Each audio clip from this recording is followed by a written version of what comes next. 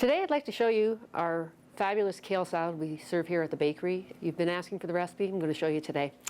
Okay, so my star ingredients is my kale, of course, being the kale and millet salad. With the kale, you want to use the hardy kale. You don't want to use the baby kale in this. You need it to stand up. Now I want you to see here, I'm pulling away the rib on the kale. This is really stocky. You don't need this stuff. And it's just bite-sized pieces that's going in. And again, you want the hardy kale. Don't go with the baby kale on this one because it's just too limp and it's just not going to have a nice staying power for your salad. Okay, so with the kale, what I do is I take one lemon and I just squeeze the lemon all over top of the kale. It gives it such a nice, vibrant flavor, like a really beautiful, beautiful citrus, clean offset with the kale. Got my hand over here catching all the pits. You don't want the pits in there. It's not really nice to bite on. Okay, what is happening here is I'm going to massage it. And why I'm doing this is that kale's really rough to eat. It's got real, like a toughness to it almost. So what I'm doing with it is I'm breaking that toughness down, and I'm just giving it a nice massage with the lemon. That lemon actually breaks down the fibers in the kale, so you don't have to cook it or anything else. It's just completely fresh, clean ingredients. Work it all the way through, and it's again just 1/2 of a lemon, and it's one bunch of kale that I put into here. Okay, so with this I've done some millet. Now millet is a seed. A lot of birds eat it actually, funny enough, but it's so nutritious for us humans. This is what the millet looks like prior to cooking it.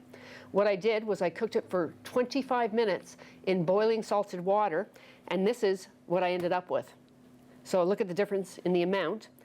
This is going straight into the rubbed kale, just to mix it up. Next into there, I've diced a really nice red onion. Love the flavor of the red onion. It's going to give a little bit of a bite to the salad. So again, it's 1/4 of a red onion, finely diced, going in. I've taken one full red pepper, medium size, and I've given it a dice about, I'd say 1/2 inch. But again, you know what? You can make it to be whatever you want it to be for your recipe. I just put the red pepper in, not so much for the flavor as much as the color in this salad. Now, what I've done here is I've got some cranberry. I've soaked the cranberry in orange juice. I've taken 1 cup of cranberries and 1 cup of orange juice, and I've let it soak for about 1/2 hour here, just to soften up the cranberries so they're not still dried. Take off my excess orange juice, and it's fresh orange juice, by the way, and I just put that right into the salad. Nice and easy. Next, I've got 1 stalk of celery that I've diced up fine, also going in. Okay, pretty simple salad at this point. Now, 2 ways. You can just have it, quite honestly, this simple. I'm going to put a little tiny bit of olive oil on here. Perfect. And a little bit of toasted sesame seeds. Now I've taken the sesame seeds and I put them into the oven for 10 minutes at 350. And I'm going to put about 1 cup in.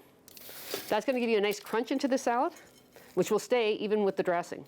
Okay, so last but not least is the dressing. Very easy, very fast. I've got 1 cup of olive oil happening here. With it, I'm going to say about 2 tablespoons of honey going right into it. Then I'm putting in some nice cider vinegar. My preference, cider vinegar. You don't need to use red wine vinegar, doesn't matter, but that's my personal preference. And then I've got some nice granary Dijon mustard. Going to put probably 2 teaspoons, heaping teaspoons.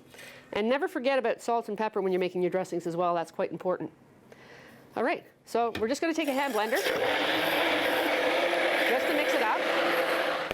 Okay, I've made a lot of dressing here, not a little, but I just need a little to go on top. Pop your dressing on. Very nutritious as well. Millet gives you your fiber, your iron that you're looking for as being a celiac that you lose all the time, and loaded with B vitamins. So I hope you make it. I know you've been asking for it. Hope you enjoy. Thank you.